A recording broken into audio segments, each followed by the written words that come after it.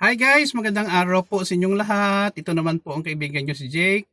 Kamusta na po kayo guys? Sana po ay nasa mabuti kayong kalagayan. Sa video na ito guys, I would like to congratulate my advisee, Sir Charlie Pilingon, MIT, for finishing his degree in Masters of Information Technology at the University of Negros Occidental Recoletos. Advisor po ako ni Sir Charlie. Medyo mahaba din ang aming ginugol para matapos niya ang kanyang capstone paper.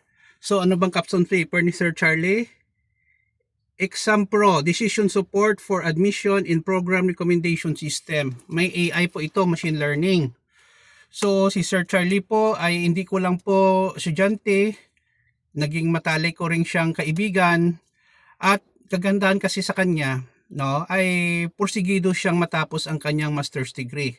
Once again, Sir Charlie, congratulations. If you want to study your master's degree in Information Technology, Master of Science in Computer Science, and Master of Information Systems, wag na po kayo maghanap ng ibang schools.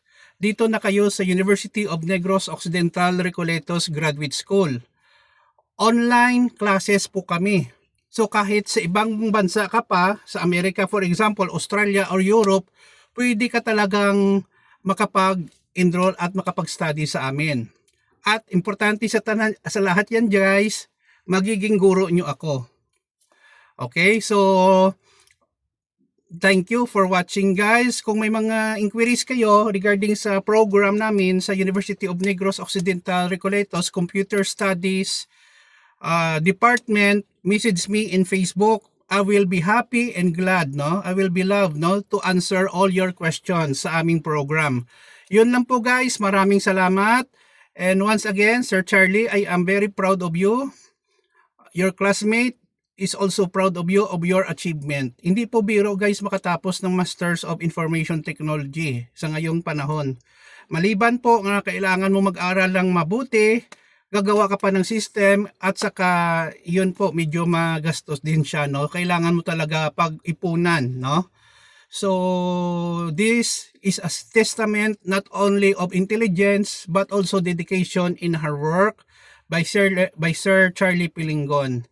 Maraming salamat guys. If you like this video, please follow me in my Facebook and my YouTube channel. Maraming salamat po. Kita-kita po tayo guys sa sunod na video. Ito naman po ang kaibigan nyo Jake. Paalam!